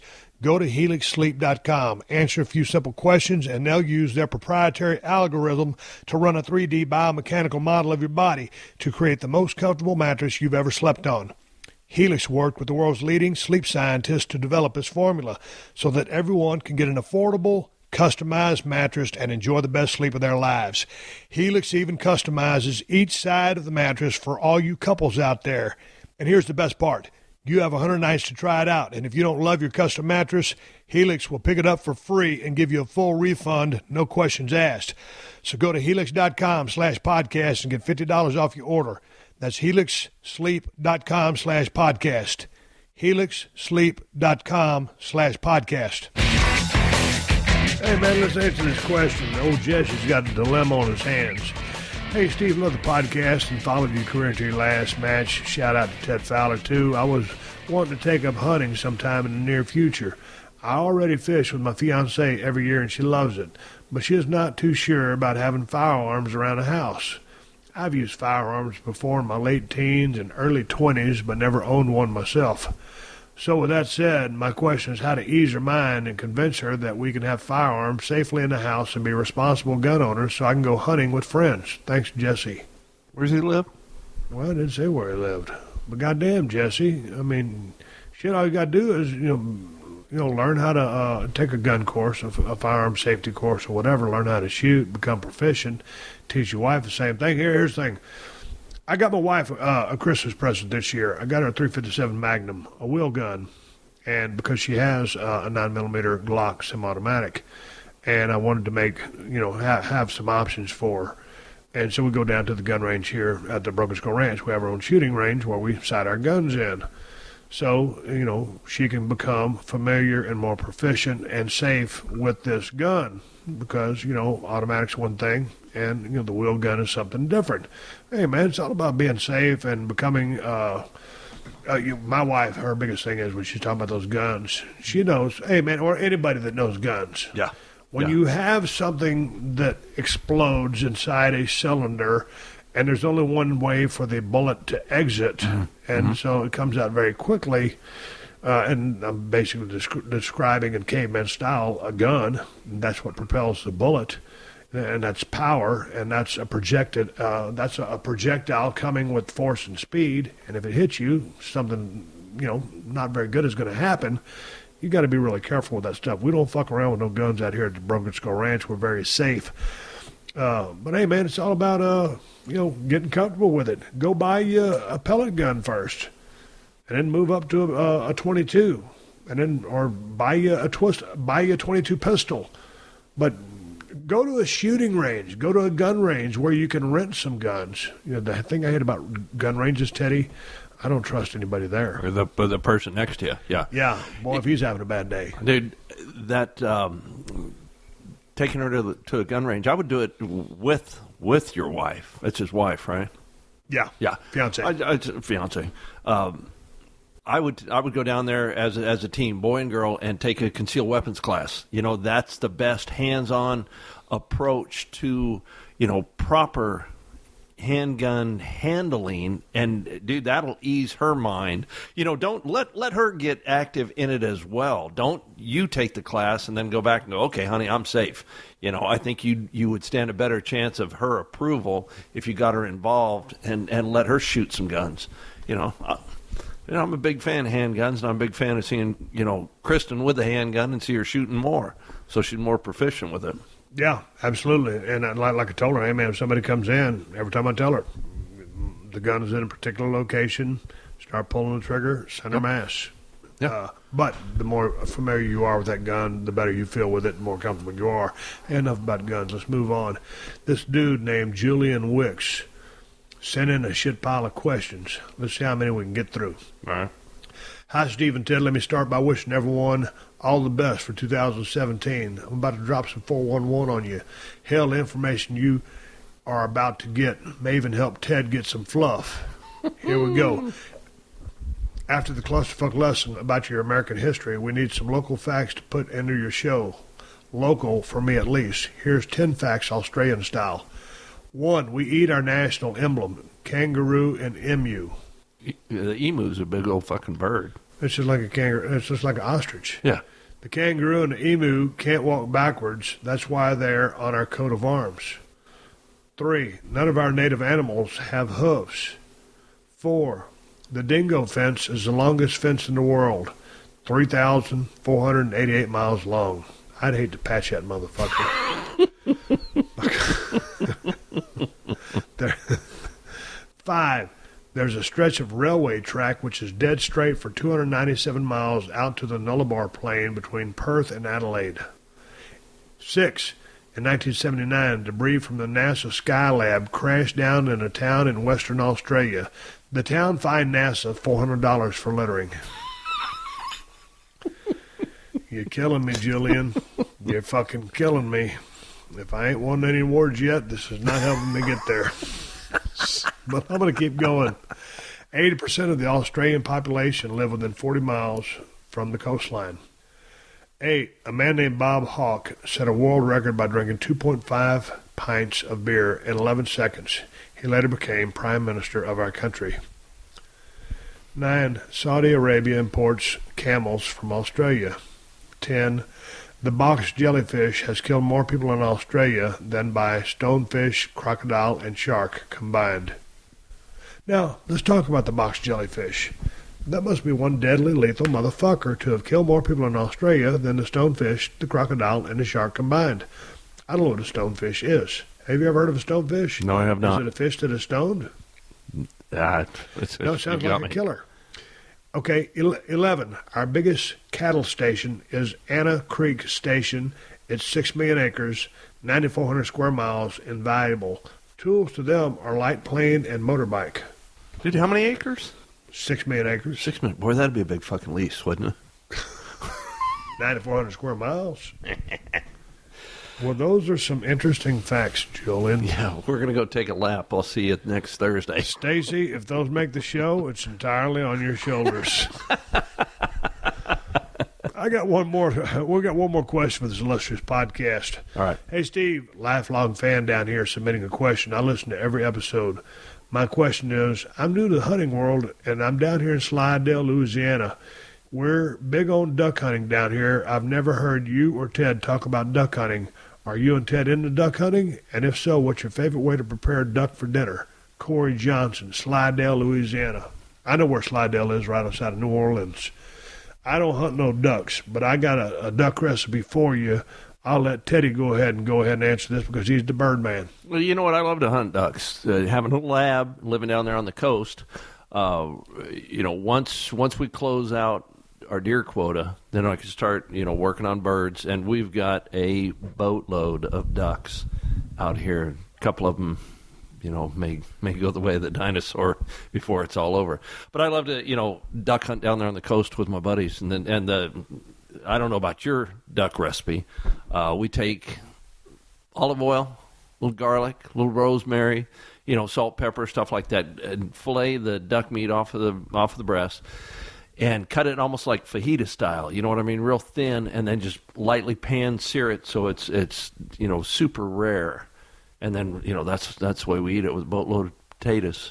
That sounds like it might be half-assed good, but my old buddy used to have a duck recipe. He used to always tell me, Steve, you get a duck, stuff it with shit, and cook it for about 45 minutes at 350 degrees, pull it out of the oven, take out the shit, throw away the duck. Ducks are not the best eating animals in the world. I will be the first to tell you there's a lot of searching goes on before a duck hunt to find some willing recipients of said flying rats. Yeah, no, dude. If I lobby long and hard to find people that want the ducks. Because that is some of the worst shit you've ever eaten, duck meat. I went out with someone a couple of months ago, might have been a year ago. I've been hitting him with somebody steel chairs, I can't remember. But it's, oh man, the Peking duck here is wonderful. Oh, really? Well, go ahead and order that motherfucker, because I'm going to go get a cheeseburger. You ain't fooling me with that shit. A Peking duck is great here. It ain't been great at nowhere else I ever been, so why would it be great here? Dude, I was on a hunt in Thomasville, Georgia, and we were down there deer hunting, and the guy that was running the operation says, hey, you guys want to take a break and go on a duck hunt with us? And I hadn't hunted many ducks at all, and we were hunting ringnecks or bluebills down there. And I said, yeah, man, I want to go. And so they got us out in like these little canoes or pirogues or whatever they had us in. And, you know, it was a real deal lodge, and you got to go with a guide. And, I didn't know fuck all about duck hunting. I mean, I knew they were up in the sky, and that's where you aim the gun.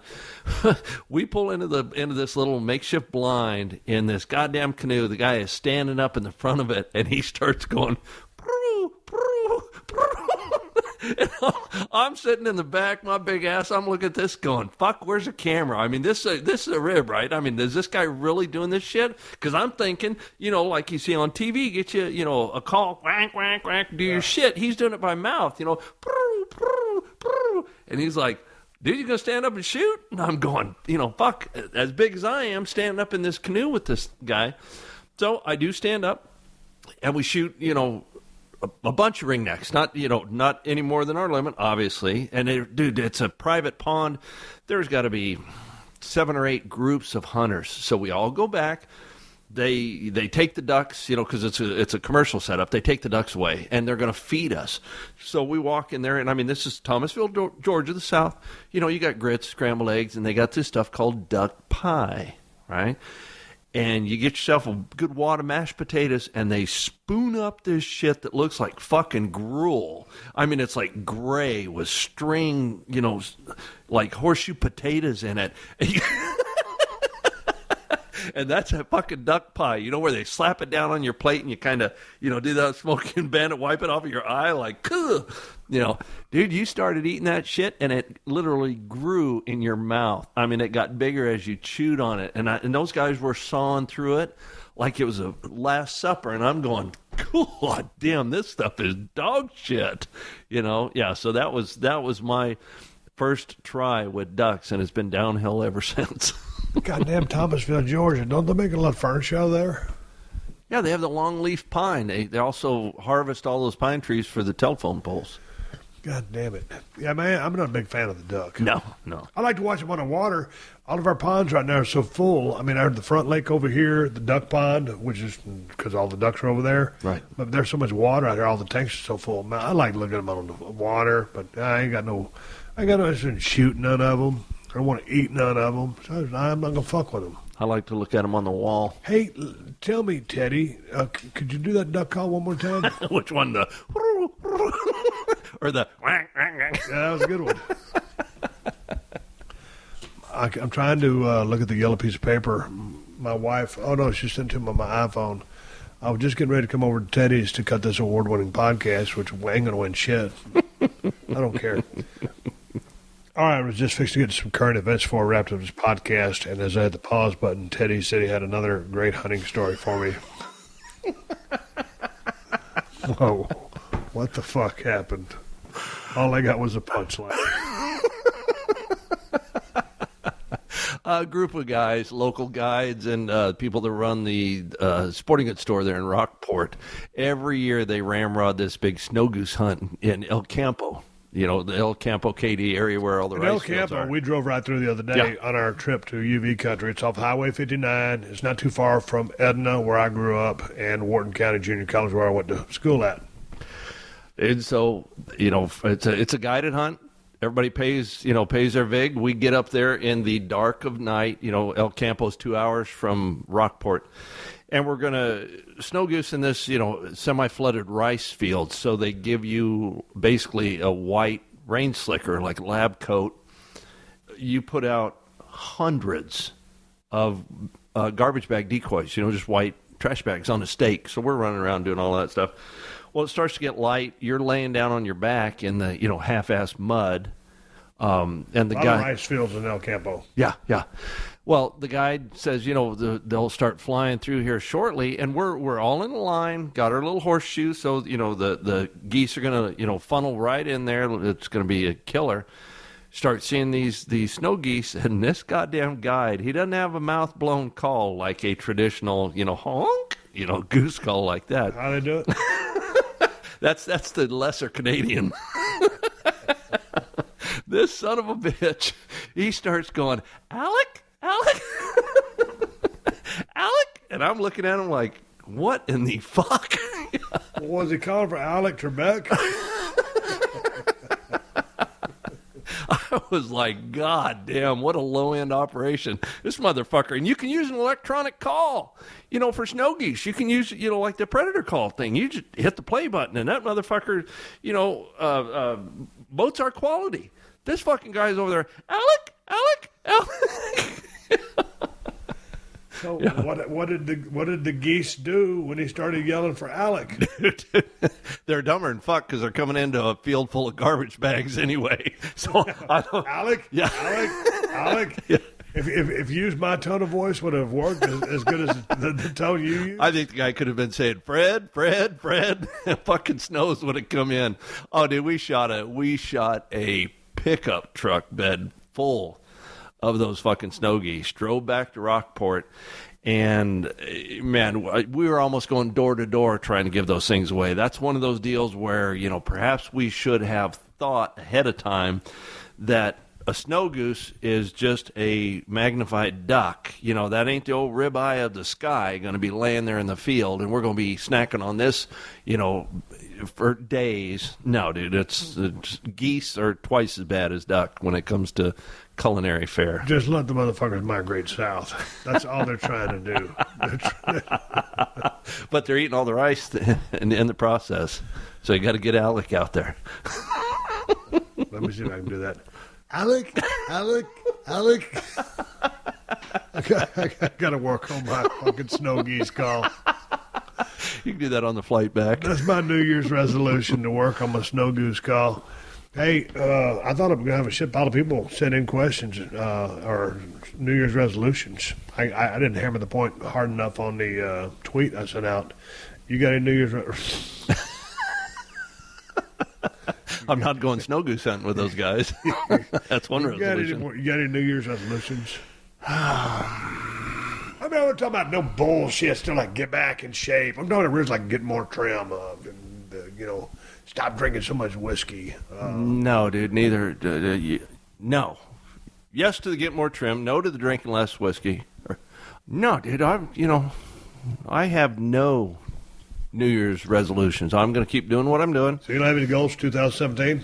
Make as much money as I can. Have as much fun as I can. Get laid as much as I can. Fish as much as I can. Golf, just bullshit like that. Dude, no, just stay out of trouble and have fun. Ain't get no younger. Fuck, if I haven't done it by now, what? Dude, it's like that old George Strait song a couple years ago. I ain't here for a long time. I'm here for a good time. That's yeah. Everything that motto, but everything in moderation. Everything that I have wanted to do, fuck it, I'm going for. Now I haven't wanted to jump out of a plane, do any parachuting, none of that bullshit. I want to travel to hunt more. I want to do. I'd like to get drawn in Nevada. If people in the state of Nevada would allow me a fucking tag, I could go there and hunt. No, dude, I just want to play more and have fun. Tell me about jumping out of a perfectly fine airplane with a trash bag on your back, a parachute. No, dude, I don't want to do that. A lot of people go out there and do that, or they'll do the tandem jump with the instructor or whatever. That doesn't interest me any at all. You know what? I mean, everybody's adrenaline junkies. By in some context, that doesn't appeal to me. I mean, I like one goddamn bit. Dude, I like hurling forward towards the earth, gravity, pulling your ass down. Hey, motherfucker, get down here. Yeah. No, I like to drive fast. That's my deal. Like on your four-wheeler. Yeah. During summertime, kick that thing in the ass and go ripping down the Mason-Dixon. Hope to Christ a deer or a hog doesn't come running out. You got to watch that Mason-Dixon because I think he's got a couple of damn, the ruts in the road there. Yeah. If you could be in a mule and just kind of hit that thing and just kind of, wish you around. So you got to be careful with that goddamn four-wheeler. No, dude, but I mean, jumping out of a plane for the adrenaline rush, I see nothing good coming out of that. But I like to go fast, whether it's, on a boat or on dry land. Are you going to lower your prices 2017 without construction? No. Jesus Christ. I'd like to retire sometime. I don't want to be doing this bullshit when I'm 80 years old. Show up, I'm here to change out your front door. You don't mind if I take a nap here in about 30 minutes? And I've had 4 cups of coffee, so I'm going to need to, use your bathroom too. If you are still doing this at 80, I mean, that you might need to resort to uppers, amphetamines. It's the only time I'd ever recommend them. You got to pay the bills, but you're too tired. Dude, straight up, I'm fucking with you. God damn it. It's the last podcast coming from the Broken Skull Ranch. I'm about ready to go over to my side of the crib and hit the hay. It's going to be a long day tomorrow. I'm heading into Beeville to pick up my deer meat from my nephew, Neil. Teddy, any parting words from the first Unleashed show of 2017? No, man, I'm not far behind you. I still got to cook dinner. Cook dinner. Let's go cook. I'll probably thaw out some of those fish, cook some of those trout. I got dog food. I ain't got to feed my dogs fish. So they're eating dog food. I'm eating the fish. Yeah. No, dude, but just, hit the rack early. I got a big day tomorrow filling feeders and, take down the pop-up blinds and the stakes and, start cleaning stuff up. When I get back, I'll tell you when I get off the podcast. All right, everybody, give me the go-home cue. It's time to wrap up this podcast and ride off into the sunset. But before I do, let me give you a little heads up. ProWrestlingTees.com/Steve Austin has a bunch of new T-shirts, all the ones I wore on the new season of Broken Skull Challenge. And the new season is coming to a conclusion. Still got a couple of badass episodes on CMT. Sunday night, 10/9 Central. Do not miss the final 2 episodes. And also, My Damn Beer, an IPA, Broken Skull IPA from El Segundo Brewing Company, is available in Whole Foods and Total Wines in California. And if you don't live here in California, check InsideTheCellar.com and see if they ship to your state. Hey, I appreciate you guys supporting the sponsors of the Steve Austin Podcast. They're the ones who let me do this for you free twice a week. So big thanks to NatureBox. Get 50% off your first order at naturebox.com/Austin.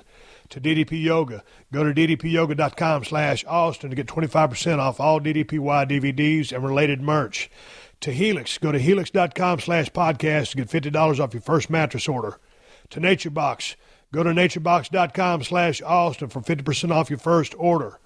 To Loot Crate, order your WWE Slam Crate at lootcrate.com/Unleashed and use the promo code Unleashed to save $3.